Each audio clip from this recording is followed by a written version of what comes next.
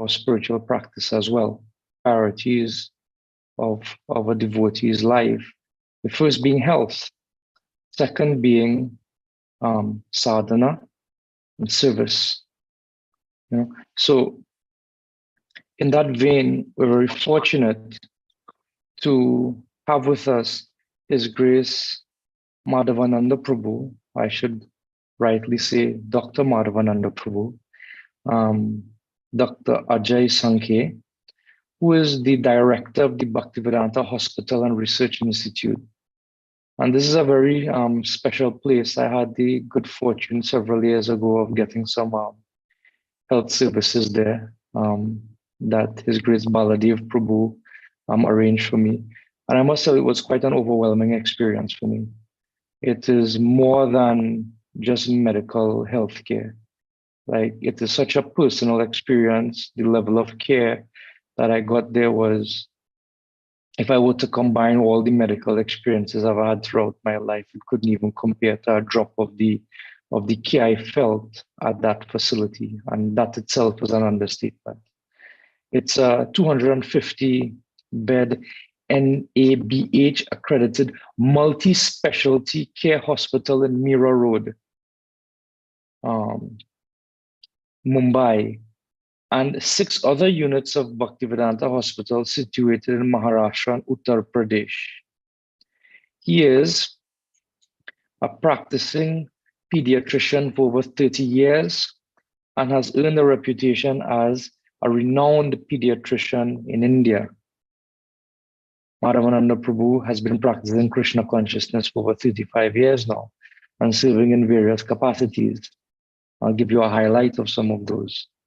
He's a member of the Leadership Council and counselor in ISKCON's Chaupati Sri Sri Radha Gopinath Mandir in Mumbai.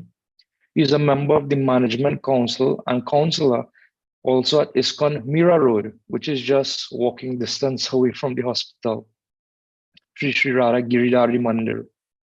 He's a member of the board of directors of the Govardhan Eco Village, a project by ISKCON for rural development and eco-friendly initiatives at WADA at Palghar district, Maharashtra, which is about 100 kilometers away from Mumbai.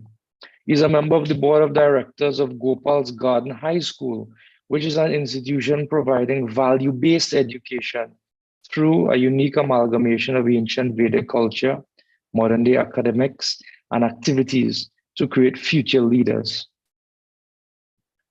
He is also a medical advisor at the Anamrita Foundation, a program promoting and providing nutritious midday meals in government schools. And I think this program provides like hundreds of thousands of meals, nutritious meals to students in schools. And that number might be a vast understatement as well. And he's the international president of the GFESH, the Global Foundation for Ethics and Spiritual Health, which aims to provide holistic healthcare solutions for the body, mind, and soul. He has been recognized for his commitment to social upliftment and received many additional national and healthcare sector awards, like the Rashtriya Udyog Ratan Award in 2013, given by National Organization for Commerce and Industry. Now, I'll tell you one thing, right? With these kind of credentials and experience, if you have to pay for a consultation with a specialist like this, especially in the Western countries, you would have to probably break a fixed deposit at the bank, And Madhavananda Prabhu has kindly agreed to spend some time with us, which is one of the things that the doctors at Bhaktivedanta Hospital, the services that they offer to the devotee community. And there's another initiative that the hospital has launched. So before Madhavananda Prabhu, I'll invite Sarvagya Krishna Prabhu to give us a little insight on one of the most recent projects that the Bhaktivedanta Hospital is embarking on for the benefit and the service of the devotee community, which is the devotee healthcare support services. So I'll turn you over now to Sarvagya Krishna Prabhu. Thank you very much, Prabhuji. I'll just share my screen for my presentation. Okay.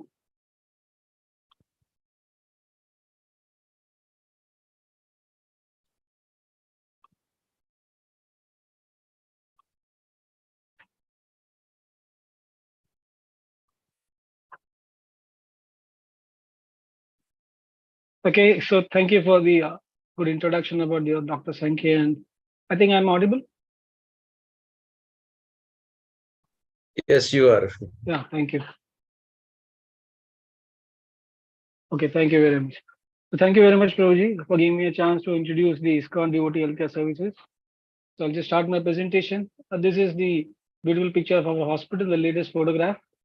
So as you mentioned, yes, this is a 250-bedded multi-speciality hospital in Mumbai, Mira Road, and you specifically mentioned NABH accreditation. So this is a hospital which has got government certification. This NABH stands for National Accreditation Board for Hospitals and Healthcare Providers. So it's an international acclamation for accreditation and recognition for providing quality services to patients. So we have got this award and this accreditation rather. So in our hospital, just briefly, we have all these facilities under one roof. And these are some of the centers of excellence that we also have. You name it, heart center, orthopedic, eye, neurology, nephrology, oncology. So you get all these services under one roof, and especially the top one being the integrated medicine. So integrated medicine stands for, suppose, for example, any patient who is having a back pain or a spine problem, he's under any orthopedician. So the orthopedician will also take reference, if required, from an Ayurvedic physician also to complement his health program. So this type of cooperation and collaboration is there in integrated medicine, which generally we don't find in the healthcare industry. So uh, we have all these pathis, but the main aspect of Bhaktivedanta Hospital is its mission. So the mission is to provide modern scientific and holistic healthcare services to all people with special emphasis on the body, mind, and soul. So when we talk of the soul aspect, definitely we are trying to connect all these patients some way to the spirituality. So that this is one of the platforms to some way connect them to God or Krishna in some way so that they can start their spiritual life.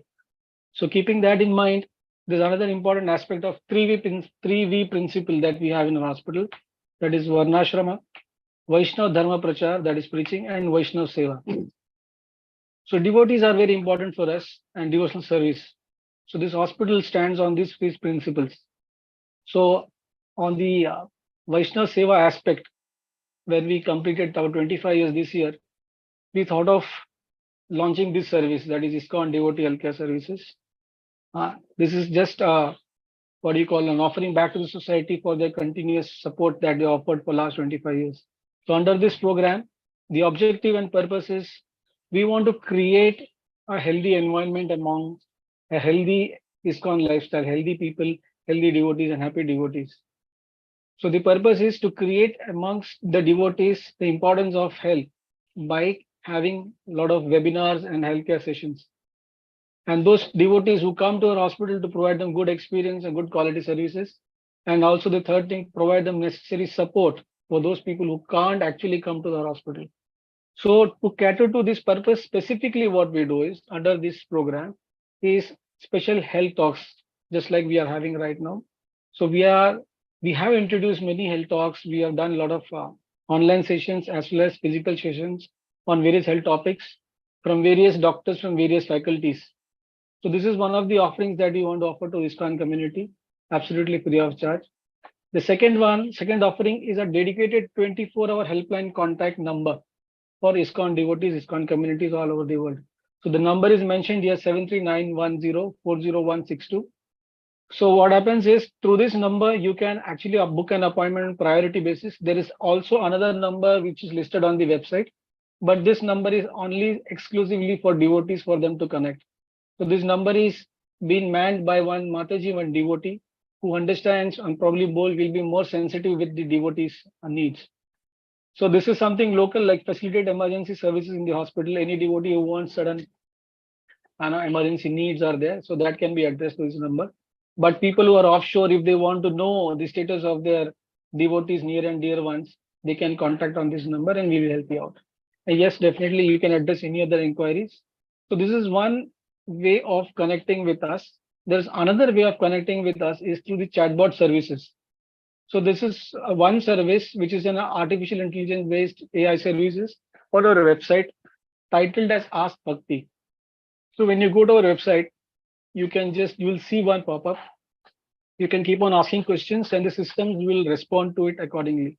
And also during daytime, there is one person who is being manned. So in case any specific needs are being, punched in or keyed in, so this person also contributes to that particular query.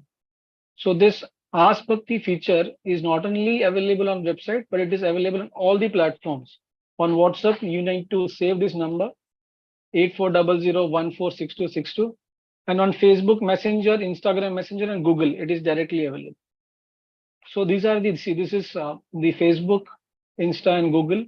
So this is directly connecting to our chat box center. So all your queries will be addressed. So these are the two ways how you can connect with us 24/7. So through this ISKCON devotee healthcare services, what we foresee is that we want the devotees to connect with our doctors who are trustworthy. They can also take a second opinion for their ailments. Definitely access to quality services. And in case any devotee is admitted, so there is a special cell called devotee care facilitators who are directly connecting with the patients, that is devotees, and trying to address their devotional as well as their health needs.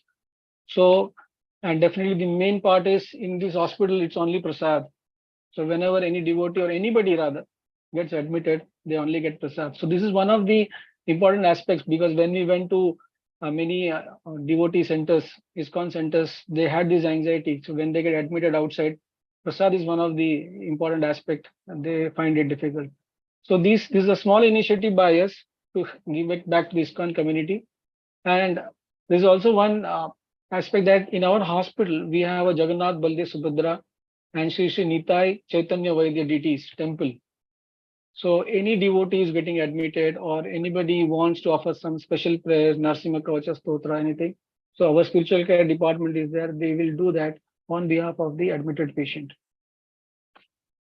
So that's it from my end. So I will hand it over. These are the important contact numbers.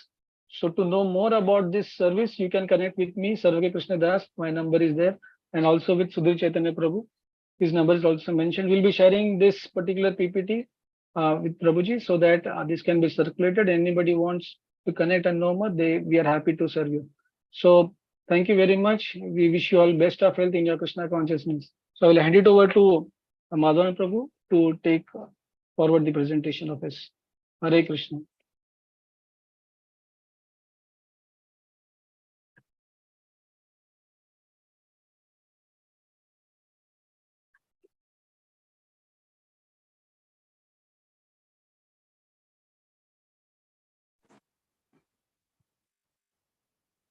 Can I begin? Yes, Prabhu. Yes, Prabhuji. Please feel free to start. Om Ajnanatimirandasya Jnananjana Shalakaya Chakshur Unmilitam Yena Tasmai Shri Gurave Namaha. So, thank you very much for inviting me here. The reason is that I can associate with devotees who are in the Caribbean right now and here in India. It's a special mercy of Srila Prabhupada that we could connect like this, and also some thanks to the modern technology of Zoom and other video conferencing systems, which are actually made to propagate Krishna consciousness. That's the right use of the technology. So the topic which has been given, health and Krishna consciousness, is a huge topic. It can go on for weeks.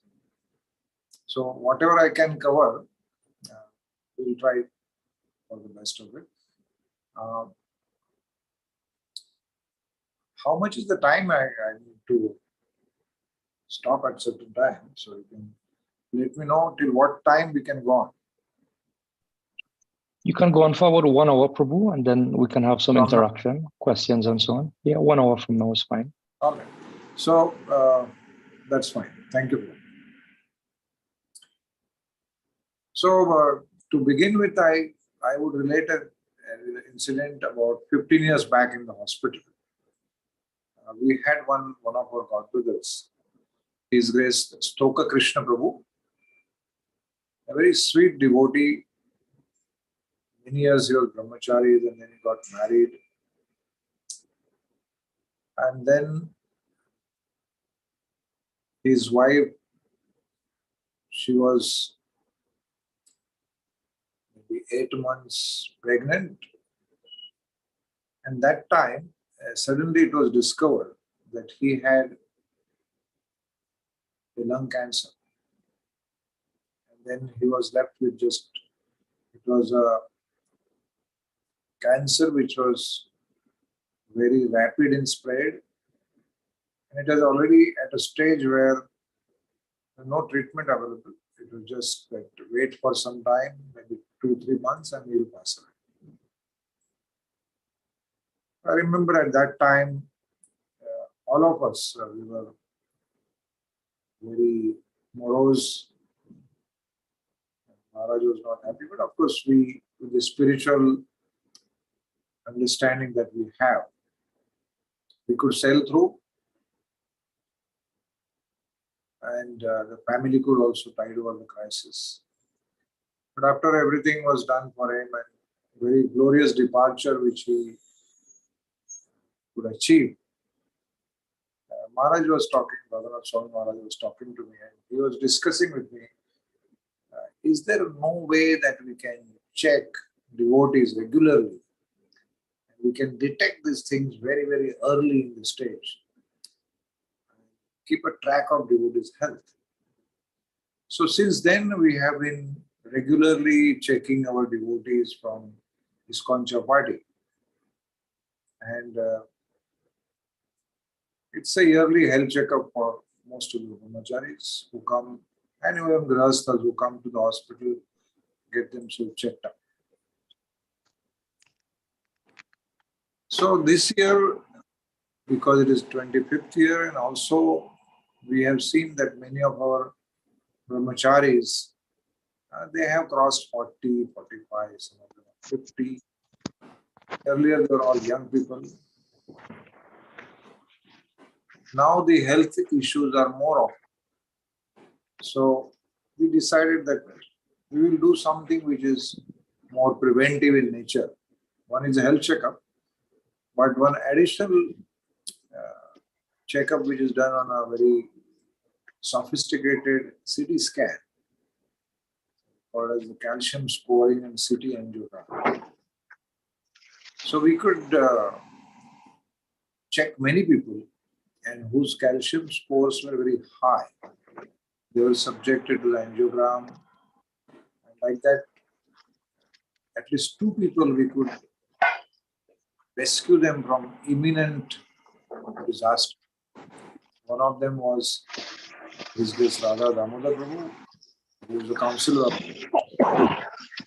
And one of them was, of course, the security guard in our hospital. And he was very young, 35 or 39. His calcium score was very high, and when the angiogram was done, it was like he could have died in the next 6 months. So we had to, both of them had to undergo procedures to clear these blocks. So then we decided that we'll let us check all the devotees, brahmacharis of the ashram of ISKCON Chapati. And then I'm just sharing some findings which came out of the whole health issue of all the devotees, which is like common to practically all of us, all population, and particularly ISKCON in general, because we have certain ways of thinking, a philosophy to back up that thinking. So 5 particular issues which related to the health of devotees in Chapati, where first was aging. Of course, many devotees are now senior brahmacharis beyond 45. Aging, stress. Now this is all found out through the questionnaire, direct interviews.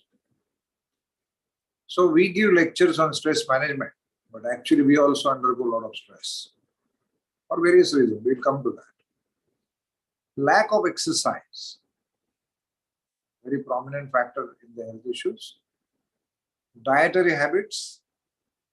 The last is lack of attitude, particular attitude towards health. So I'm going to deal with all these factors in a reverse order because I want to take the attitude first, because you will hear many lectures and you can even now on social media you can find so many diets and a lot of information is available. How to deal with that information, how to proceed on the path of healthy living will all depend on what is your attitude towards the health. So since it is health and Krishna consciousness, so let's go now to the Krishna conscious side. So you may find that suddenly Dr. Madhavananda has started speaking on Leelas, and the subject of health is somewhere else. But that Leela will help us to understand what is our attitude, what should be our attitude. So the beautiful Leelas of Sri Chaitanya Mahaprabhu are very sweet,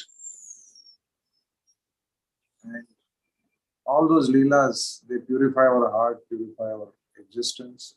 In the hospital, our Chaitanya Mahaprabhu, Gaura Mahaprabhu's deity, is named as Chaitanya Vaidya by his Holiness Swami Maharaj. And below the deities, there is a shloka which says, Vaigunya Kita Kalita, Vaishunya Vrana Pidita, Dayanarna Venimotamoham, Chaitanya Vaidamas. That I am infected with oils of envy and material nature, materialism. I am taking shelter of the transcendental physician, Sri Chaitanya Mahaprabhu. Then on the other side, there is another plaque which says, Enechi Auchari Maya Nashibaravadi, Harinama Mahamantra Lautu. So, this physician, Sri Chaitanya Mahaprabhu, his medicine is Harinam. So, this is our highest, you can say, tattva. So, when we talk of health, it is body, mind, and soul. So, naturally, unless the goal is defined for the real identity of ourselves, Jivera Swarupa Krishna Das, all things do not fall in place. So, therefore, let's hear something from Sri Chaitanya Vida. So, Rupa and Sanatan Goswami were delivered by Chaitanya Mahaprabhu during his first attempt to go to Vrindavan. After that, after about 4 months, he went to Vrindavan through the forest of Jharikanda. And then in that trip, he met Rupa and Sanatan again. And then he ordered them to go to Vrindavan. And whenever they get time, they can come and meet him in Nilachal, Jagannath Puri. So first Rupa Goswami came along with his brother Anupam from Vallabha, who passed away on the way, and Rupa Goswami reached Jagannath Puri, stayed there for about 10 months, and he went back. So he went to Bengal, and from Bengal he was supposed to go to Vrindavan. In the meantime, Sri Sanatana Goswami, he began his journey from Vrindavan to Nilachal, and he went through the same path through which Chaitanya Mahaprabhu had come. That is the path of Jharikanda forest. And then he was so eager to meet Sri Chaitanya Mahaprabhu, so eager. Out of separation, he couldn't even think what he is going through.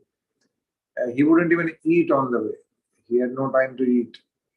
He drank whatever water or food he got on the way. And in this way, by the time he reached Jagannath Puri, his body was infected due to drinking some contaminated water. All over his body, there were many boils which were itching and oozing with pus and moisture. So it was smelling also. When he reached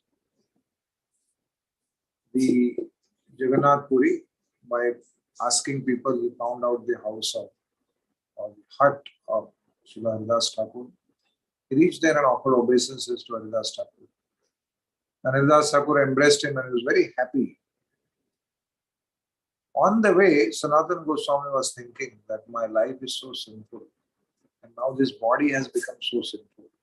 It has got so much disease. So I don't know what should I do. I think I should commit suicide. When the Rath Yatra cart comes in front of me, I will jump underneath the wheels, and in this way, while looking at Chaitanya Mahaprabhu, give up this very sinful body. So this was his determination. He had not disclosed this to anyone.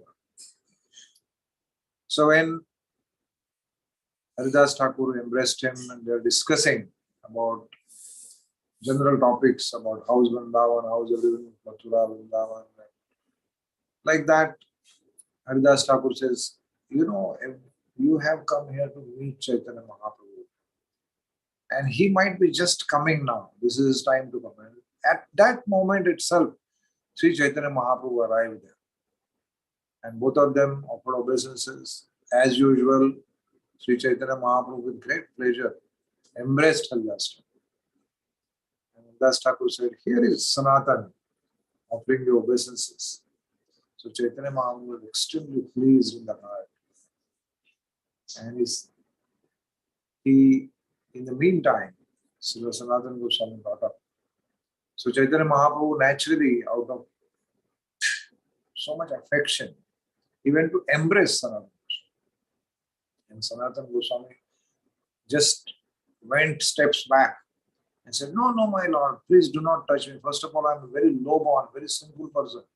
And my body is infected. It is not fit to touch your body.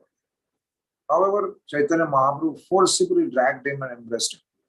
And embraced him so tightly. And all the boils, they started, all the moisture, pus, it got spots on the body of Sri Chaitanya Mahaprabhu's golden complexion, golden skin. And Chaitanya Mahaprabhu did not even notice it. And he started asking, so how are you? How's everyone in Vrindavan, Mathura? You know, Rupa Goswami just left 10 days back. And I must give you the news that your younger brother Vallabh, he died on the way. So then Sanatana Goswami said everyone is fine in Vrindavan. And then he started relating about Anupam, that how he was a great devotee of Lord Ramchandra. And he told Chaitanya Mahaprabhu that actually both of us, me and Rupa, we were always discussing Krishna Katha from Srimad Bhagavatam with Anupam. And then one day, to test his devotion, we told him that why don't you also take up Krishna Bhakti, so that all three of us can happily discuss Krishna Katha every day. So by their influence, Anupam, he said, okay, you initiate me in Krishna mantra and I am ready. But that night, Anupam couldn't sleep. Whole night he was crying.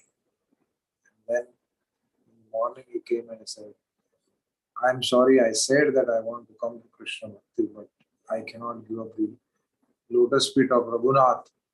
I have sold my head to him. It's too painful a thought for me. So when he said this, Rupa and Sanatana embraced him. They were very happy for his fixed devotion. Immediately, now how the sweet talks go on, Chaitanya Mahaprabhu, yes, even I tasted Murari Gupta in the past by convincing him to take Krishna Bhakti, but he couldn't. Glorious is the Lord who has his servants. Glorious is servant whom the Lord comes personally to rescue all the time. Like that he mentions. And then he says, how's your health? So Sanatana Goswami says, my health is like this.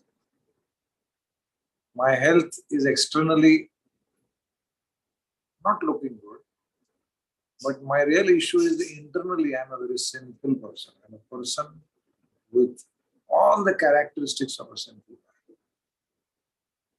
And Chaitanya Mahaprabhu said, you are very dear to me. And your brother Rupa and Sanatan, both of you are supposed to establish what I couldn't establish myself in Vrindavan because of my mother's order to remain in Nilachara. And like that, then he discussed some more points and then he left. And every day thereafter he came, and in spite of resistance from Sanatana Goswami, he would embrace him.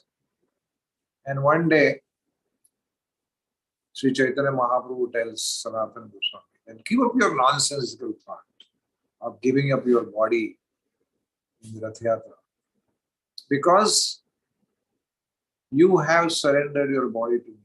Now the body doesn't belong to you. It is my property. Then he told Haridas, Haridas, you tell me, does he have any right over his body? If someone gives his body to me and then tries to destroy it or neglects it, you tell me what to do. In this way, Sri Chaitanya Mahaprabhu admonished. And Sanatana Goswami thought, oh, Mahaprabhu is not approving my desire to give up. Chaitanya Mahaprabhu also said, by giving up my material body, if I can attain Krishna Prema, I can immediately give up millions of bodies. But that is not the way to achieve Krishna Bhakti. The only process is to chant the holy names of Krishna. Hare Krishna, Krishna Krishna, Hare Hare. Hare Ram, Ram Ram, Hare Hare. Follow the process of bhakti. So in this way, then Rath Yatra comes, and many devotees come from Bengal.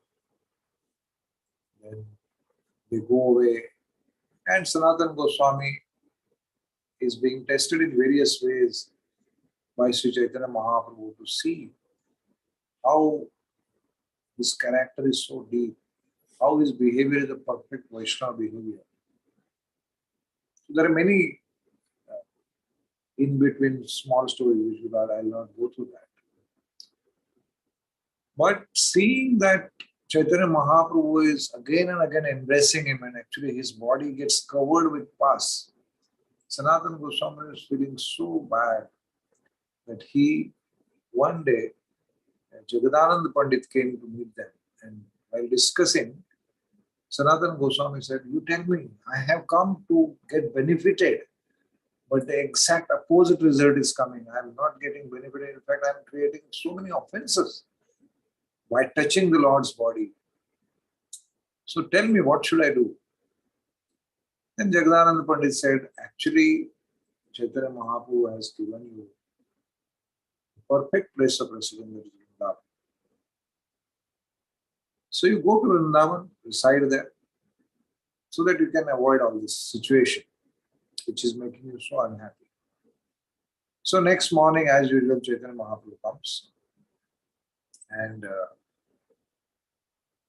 Haridas Thakur offers obeisances. Chaitanya Mahaprabhu very lovingly embraces him, asks him about how is his health, everything. And then he looks at Sanatana, who is standing at a long distance after offering obeisances, to avoid being touched by Chaitanya Mahaprabhu. Chaitanya Mahaprabhu says, come here, come here. He doesn't come. So Mahaprabhu goes there and forcibly grabs him and embraces him again very tightly. All the pus. So Sanatana Goswami is in tears. He says, my Lord, I don't know. I came here to get benefited. I came here to serve you. But I'm so wretched, fallen, sinful. And exactly opposite result is coming. I'm creating so many offenses. Your body every day gets smeared by this oozing pus. I cannot tolerate it. So I have decided to go back to Vrindavan on the advice of Jagadananda Pandit. Sri Chaitanya Mahaprabhu became extremely angry and said, "Who is Jagga to advise you? He's simply a neophyte boy. He's a naughty boy. You are on the level of my spiritual master. Your demigods, great sages, they will take pleasure in associating with you. Jagga still thinks that he can advise you." So Sanatana Goswami immediately offers obeisance and he says, "See how much love you have for Jagdananda. You can chastise him while all the time you keep on praising me. So I can understand. Jagdananda is very close to your heart. While I'm an outsider who you keep on praising so that I can get encouraged." And Chaitanya Mahaprabhu immediately becomes silent, slightly ashamed. He says, "No, it's not like that. Yes, Jagdananda is very close to you. But you are extremely close to me. You are also my part of my inner circle. But how can I stop glorifying you when you have such fantastic characteristics, such wonderful attributes? You are the right example of what a devotee should be." So Chaitanya Mahaprabhu says that, and as far as the oozing pus coming out of your body and touching me, yes, as principle of sannyas, from an external point of view, I am not supposed to discriminate a diseased body from a healthy body. So I am following that dharma. Internally, both of you, Dasa Thakur and Sanatana, you are exactly like my small little children. And when I embrace you and the pus comes on my body, I do not have any hatred. Just like mother, when the child passes urine and stool on her body, she doesn't mind, she doesn't hate it.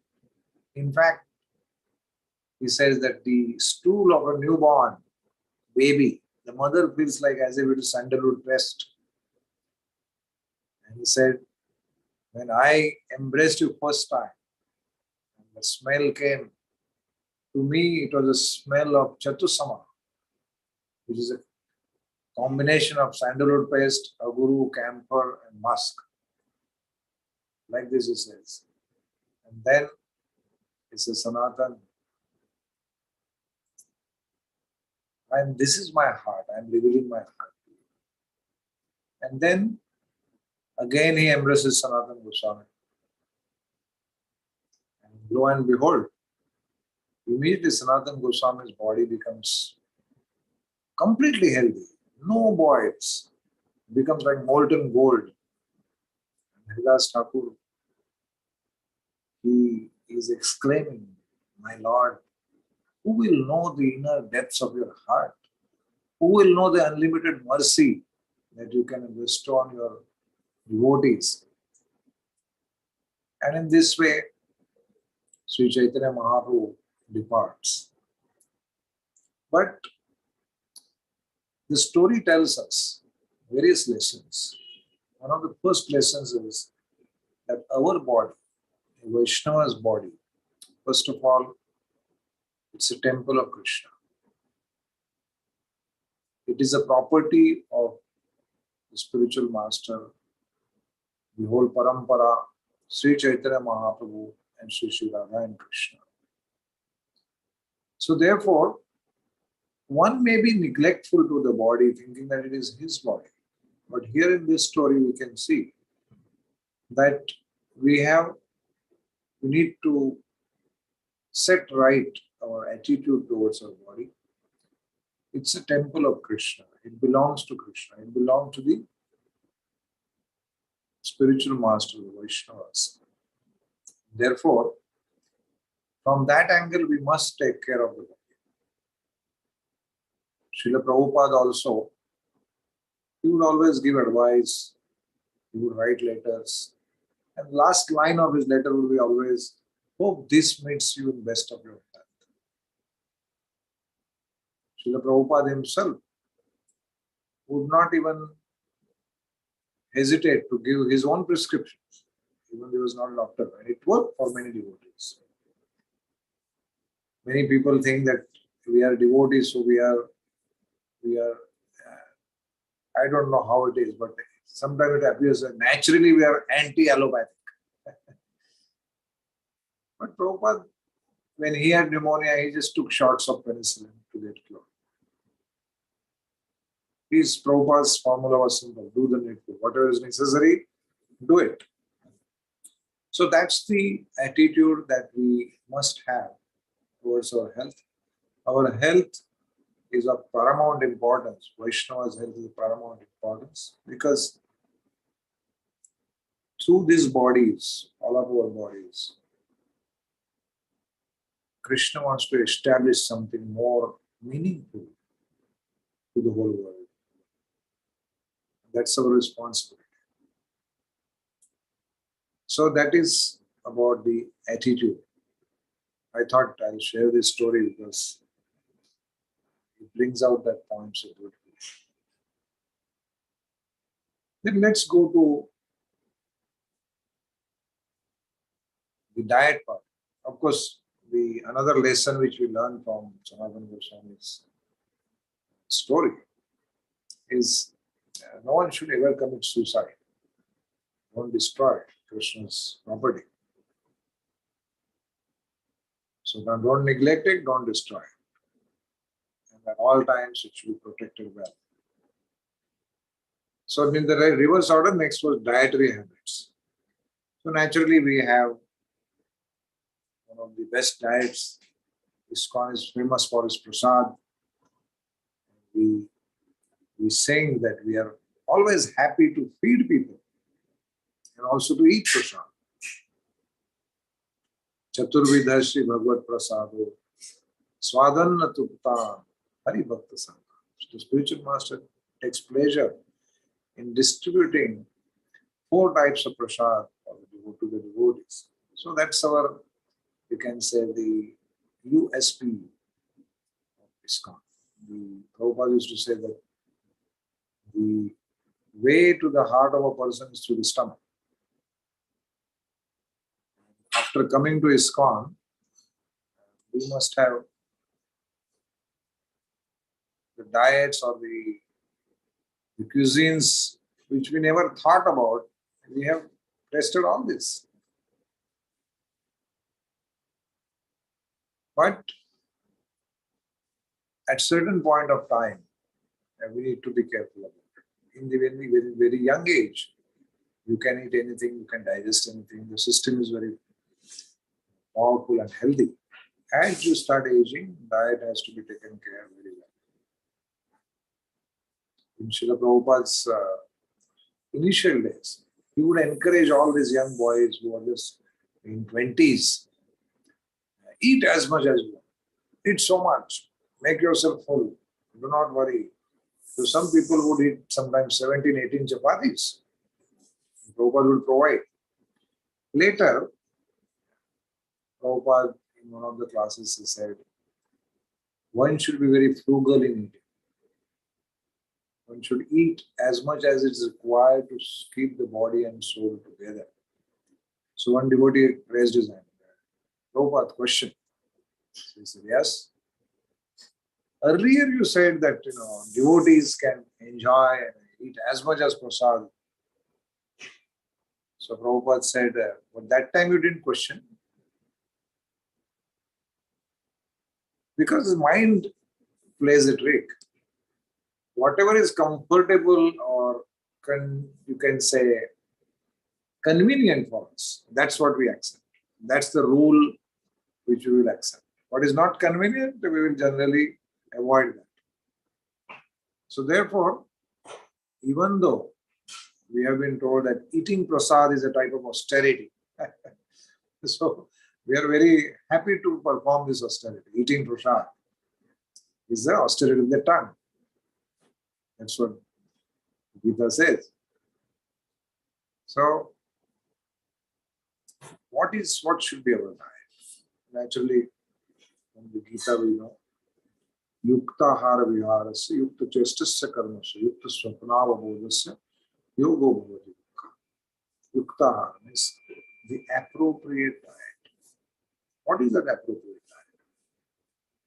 So in the Bhagavad Gita, in 17th chapter, the Sattvic Ahar is described, which gives Ayu, Bala, Arogya. That means health, good, you can say living long life, Ayu, Bala. Bala means strength, Arogya. And it makes you happy. So this is the kind of diet that we are taking. Of course, again, I'm not going to go into the details of the diet. But I'm again coming to the attitude part towards it. So in the beginning, the devotees are encouraged to eat very well, and enjoy Krishna Prasad, chant, dance, feast, and be happy. This is our formula. We are very happy with this formula. But then we read in Upadeshamrit, Atyahara Prayasascha, Atyahara. So don't eat too much. It is contrary, or it is conflicting with the progress in devotional life. There is a formula how much to eat, because Bhima can eat 1 ton or whatever the amount, and some Rishi might eat just very little. According to your work, according to your bodily needs, that's how you need to determine. You cannot imitate somebody else. Somebody else might be, some people eat only once in a day. Some people eat. I met just recently one person from Mumbai, near our ISKCON temple. So his body was really like very smooth texture of his skin, brilliant texture, brilliant, you can say, color. So I asked him, what is your diet? So he said, the last 25 years, morning, afternoon, night, I drink only milk. So such people are still existing. So again, his body has got used to it. So we cannot imitate others regarding diet. Whatever is suitable for your diet, whatever you are used to right from childhood and the body is able to digest it well, that's what we should take. How much to take? If sweet rice is from the Sattvic Ahar, for example. Now eating little sweet rice is good for your health. It is in Sattva Guna. But as soon as you eat that sweet rice, say 5 bowls of sweet rice, and your body is not requiring that, and your only tongue wants it, then you are immediately going to Rajoguna and Tamoguna. So same diet. So appropriate diet, what is that appropriate quantity? So there is one particular island in the southern part of Japan. It is known as Okinawa. So in Okinawa, the average lifespan is 103. Men live for 102 or something, and ladies average 105 to 108. And they have a formula called as Hara Hachibu. That means eat only 80% of your capacity. This is what they say. And there are many scientists who are trying to study what exactly they do. So their story is very instructive. Their lifestyle is very extremely instructive. Many people think that, we need to have this much protein and this much this. But it is surprising that their diet consists 80% of carbohydrates. It's all carbohydrates. Main diet is carbohydrates. It's a sweet potato which they grow. But every day they work hard. They eat 80%. They have a lot of recreation. So it's a very wonderful lifestyle. And the world has recognized it. there is flip side of that story of Okinawa, that when the scientists were studying this, they couldn't figure out how can such poor diet result in such a long life. Because for them, it was very poor diet, only carbohydrates. And then they said that maybe they have a longevity gene or something. But in one part of it, Okinawa, the Americans came in and they constructed their houses, and a colony of Americans came, and then all the fast food chains came, everything came, KFC, McDonald's, everything. And it spilled over to the native community. And in that area, in the next 2 decades, the lifespan dropped from average 100 or 102 to 79. So food is a very important part of our healthy living. So we must pay attention to that. And for more understanding of what kind of food, maybe you can have one lecture of our Nirmal Chandra Prabhu. He will tell you in great detail about diet.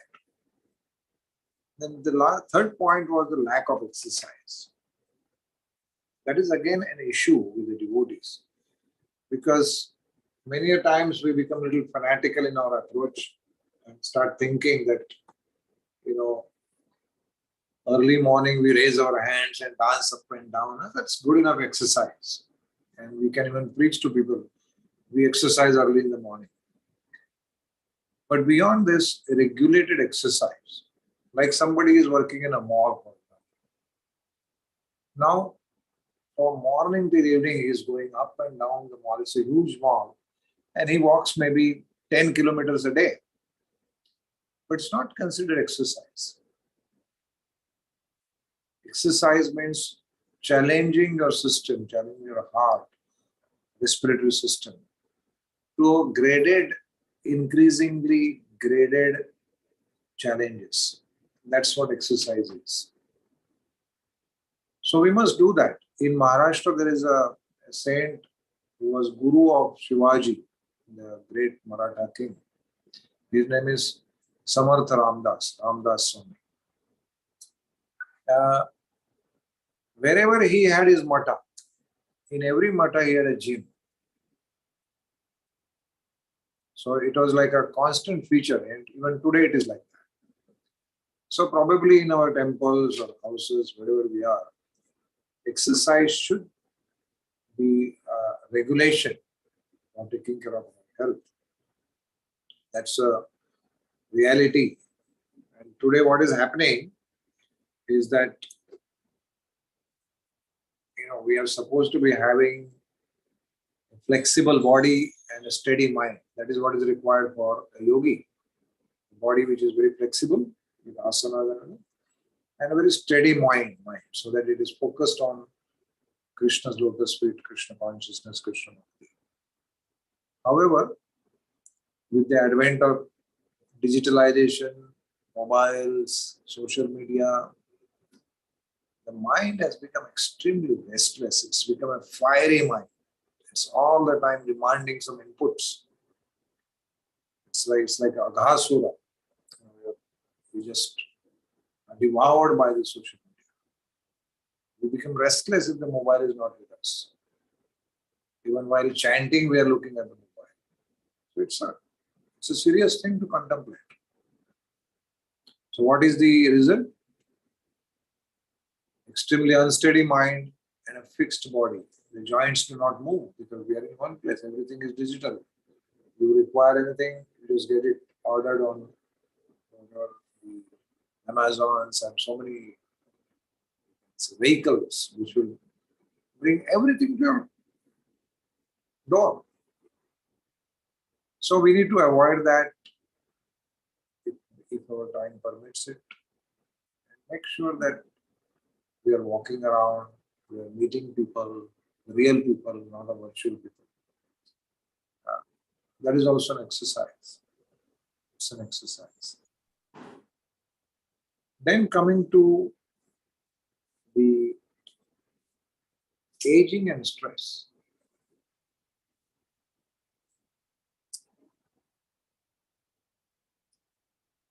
it's funny that we actually devotees are called for lectures on stress management.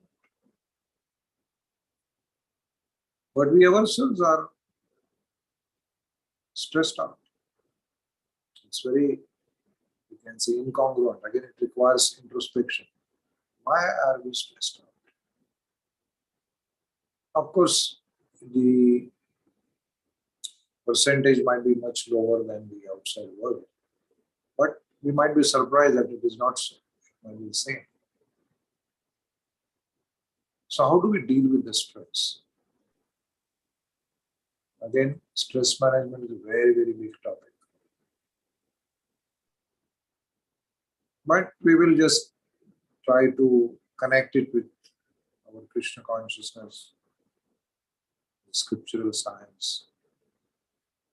Now imagine somebody like, we go back to Chaitanya Mahaprabhu, somebody like Sanatana Goswami. He's a prime minister, home minister of the king.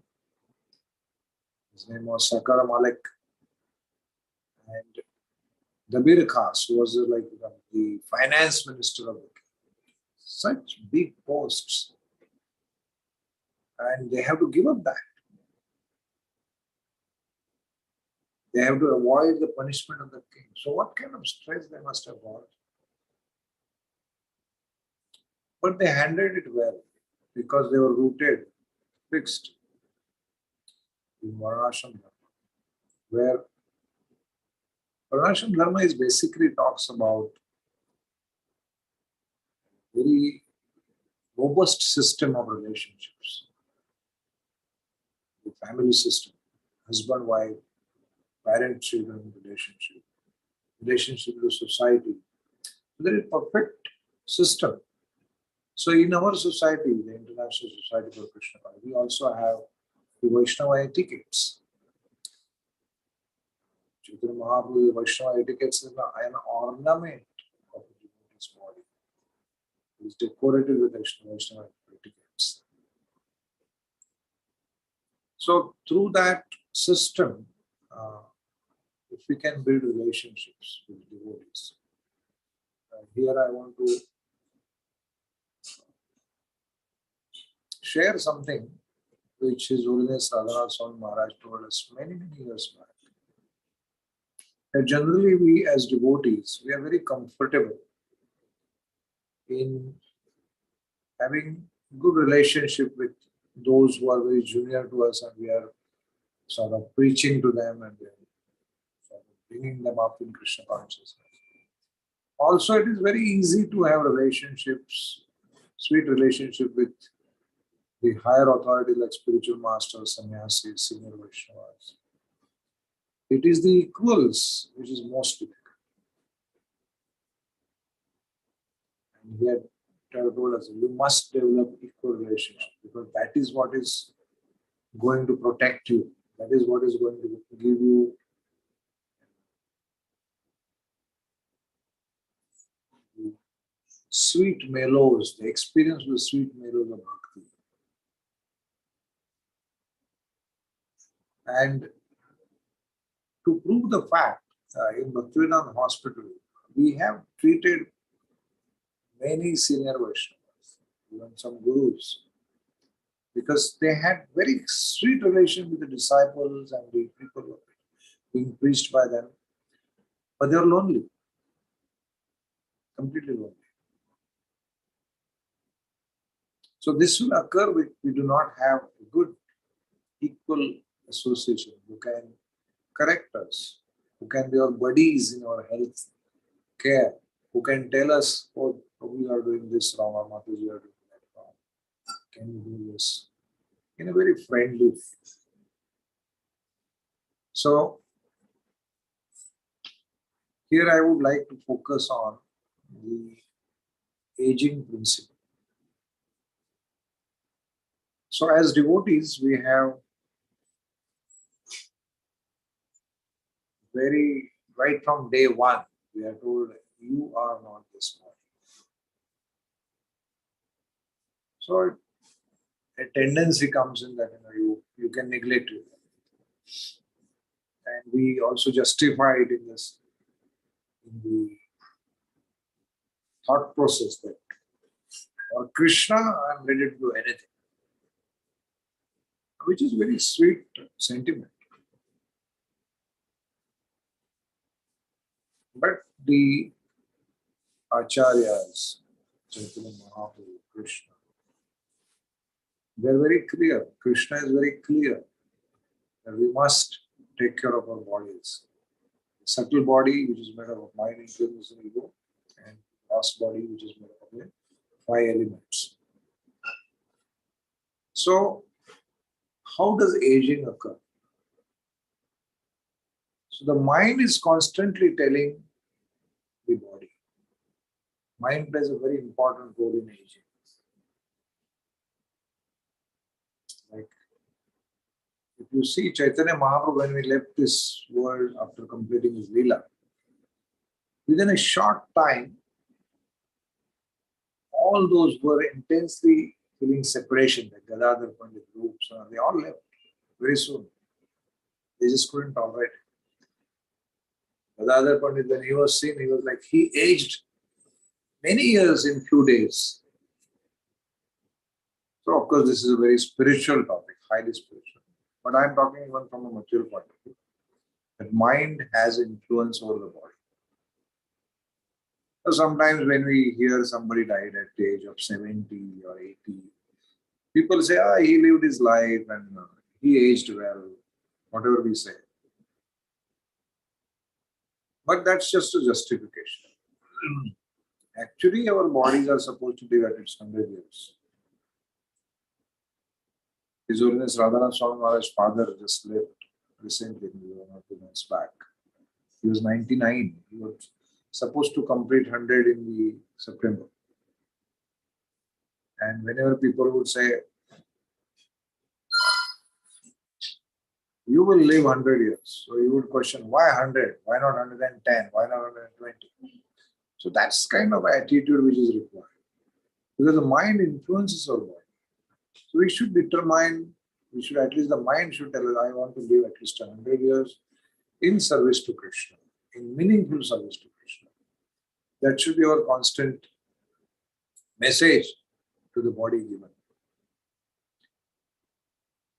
However, aging is very much related to many ups and downs which the subtle body goes through.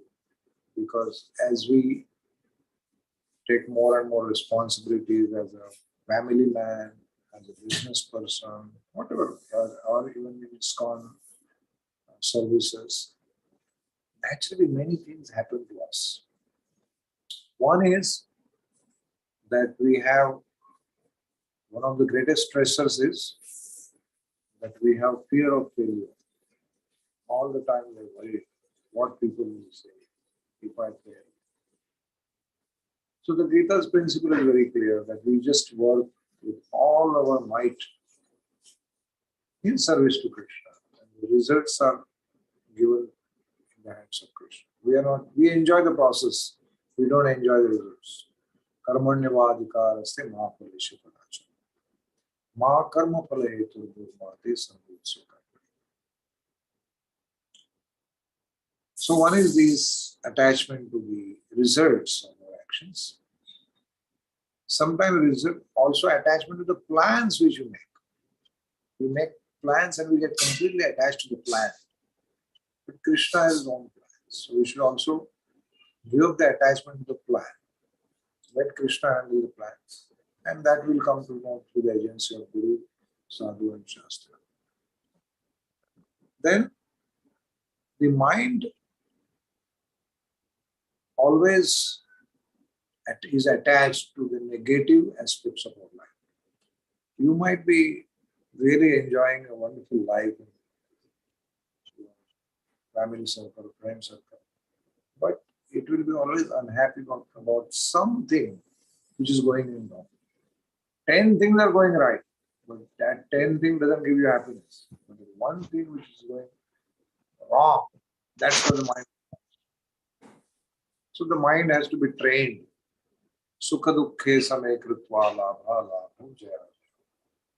whether it is happiness, distress, whether it is honor, dishonor, whether it is profit, loss, how to maintain that again comes by practice. It's not easy, it is practice. And resistance to what's happening in the world.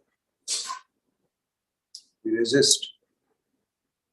Generally, it is said that, the automatic response of people around you who are your acquaintances.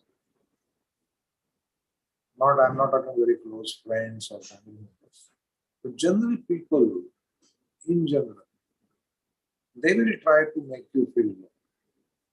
It's automatic. It's a behavioral science.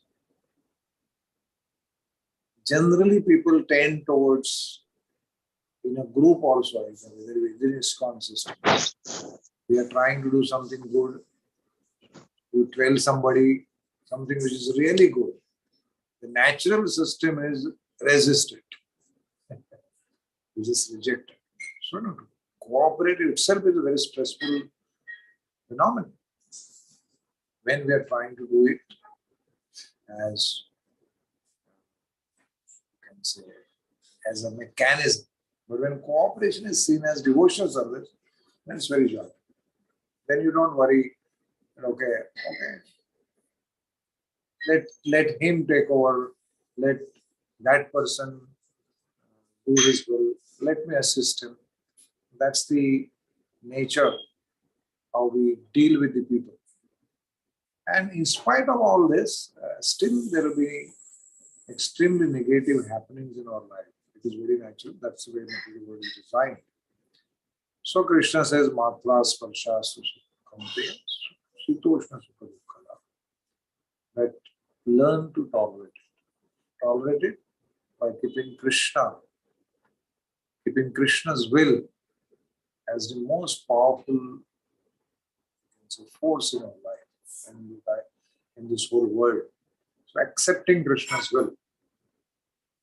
And in this, on the aging, if the mind is kept in equilibrium, we know how to not get attached to the plants and the fruits.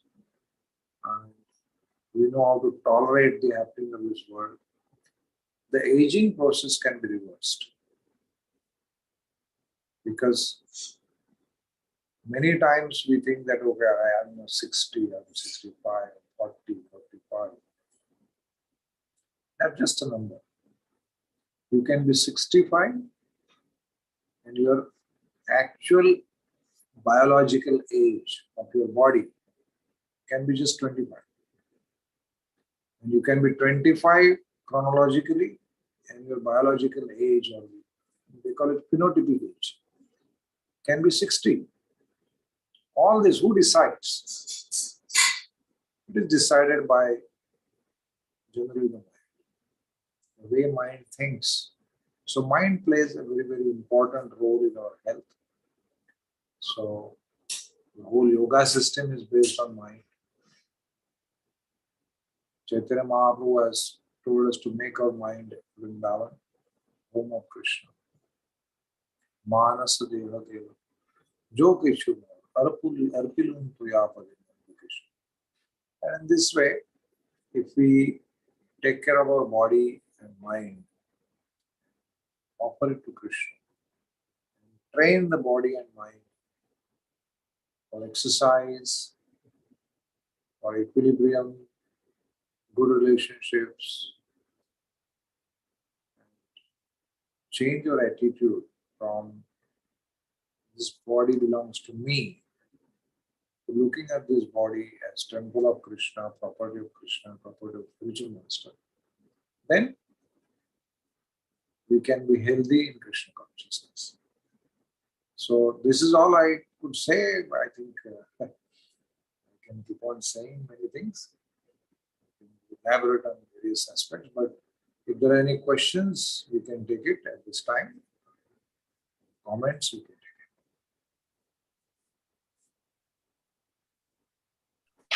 take Krishna, if anyone has any question, they can just type it in the chat and we'll address it. or you can unmute and ask your question. But before that, I have a comment, something that may or may not be directly related to what you said, but as you were giving the pastime of Chaitanya Mahaprabhu and Sanatana Goswami, an interesting thought came to mind that Mahaprabhu, he told Sanatana Goswami that you can't, do something irresponsible as commit suicide. And he was very concerned also for Sanatana Goswami's health. But I was just contrasting that with Haridas Thakur, when Haridas Thakur expressed the desire that he should leave because he was exhibiting some health problems later in his pastimes, Mahaprabhu allowed him to leave. And I was just appreciating, like contrasting these two pastimes, like the Lord appreciating the individual situation of his devotee. Like it wasn't that, it's one cut for everyone. But like as I recall, Haridas Thakur was significantly older than Sanatana Goswami as well. Sanatana Goswami was in prime adulthood, in good health, good bodily function. And Haridas Thakur already lived his life. He appeared, many years before Mahaprabhu. So I was just appreciating that. Good point, yes.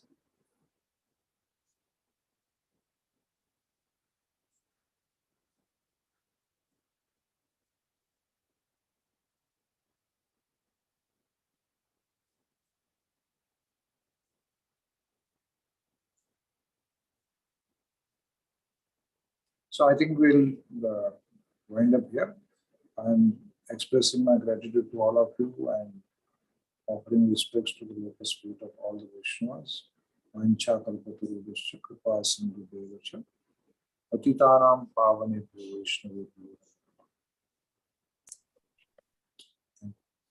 Madhavananda Prabhu and Sudhir Chaitanya Prabhu and also Sarvagya Krishna Prabhu. I'd like to thank you all, especially Sudhir Chaitanya Prabhu, who was my contact. I received your contact from His Grace Baladev Prabhu. As the CIHE, right, one thing we recognize is the importance of, balanced life. And in addition to health, one of the things we appreciate as well is the importance of relationships in our spiritual progress. So next week, in keeping with that theme, we have Uttaman Partha from the Grihastha Vision team, who will be taking us on another journey of the importance of relationships in our spiritual practice. But at least for today, and also we want to invite devotees for that, and we will share the links in the upcoming days. I want to sincerely express my gratitude to the three of you for taking time out this morning. Well, this morning, our time, but it's this afternoon, your time in India, for giving us this. I really appreciate also Madhavananda Prabhu, these 5 different aspects that you covered, because I find it to be very, very relevant, even to my life. My attitude towards health had been very poor for many, many years. And I've tried to take corrective measures in that because I saw, for many years, my father was struck down with kidney failure and was on dialysis. And I saw the difficulty he had with that, even with maintaining his, chemical balances in between session by not being able to maintain a proper diet. I also try to, in recent years, to prioritize exercise, because as I'm getting older, I realize if I wait only until an intervention by a doctor, it may already be, very late for me. And I appreciate these 5 things because it makes it very clear the different aspects that we as devotees, and not only devotees, but persons in general, have to be aware of. The quality of our relationships, the quality of thought, taking care of our bodies, our diet, and our overall attitude towards it.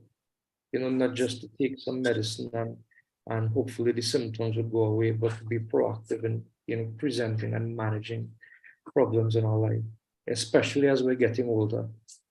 I would like to thank you very much. And also from an individual level, from myself, I think that the work Bhaktivedanta Hospital is doing is quite phenomenal. I mean, it's really taking healthcare to a whole new level, which I think you can't find in any health institution throughout the world. Even when I was there, like I would see how the persons would, the members of the team, the doctors and also the ancillary staff would relate with the persons who came. Like I was there for a whole day, so I had to do some waiting in between, and I was observing. It was really touching. It was something, especially using the healthcare facilities here in my country. It's not something I experienced, and it's really a phenomenal thing, and especially to be extending yourselves to such a devotee community. It's really remarkable, because I can't imagine that the life and the time that a doctor has is quite a lot. It's a very high demand job, and the fact that you extend yourselves to such an extent to others, it's really, heartwarming. And even though I live very far away, I'm very grateful that you are doing it and setting an example for so many others. And also in that light, I was mentioning to Sudhir Prabhu, that maybe we can have follow-up sessions specifically dealing with topics which he said that he will share those with me, like, some NCD type diseases, hypertension, and so on. Yes. We can explore those in the future, because I think those may also directly relate to many members of our devotee community.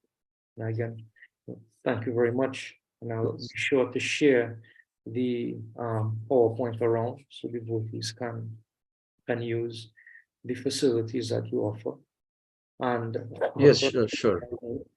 I hope to see you in December when I visit India. Yeah, most welcome, Prabhuji. Please do come. And we will share the PowerPoint presentation so that you can share it with the devotee community. And we'll also share the topics, various topics which we can cover on the future health talks. That also we will share with you. And we'll coordinate accordingly as per your convenience. We can plan that for this group as well as wider community. The more the merrier, more devotees can take benefit of this facility. We can certainly take care of that. We look And forward. thank you for giving us this opportunity to serve you.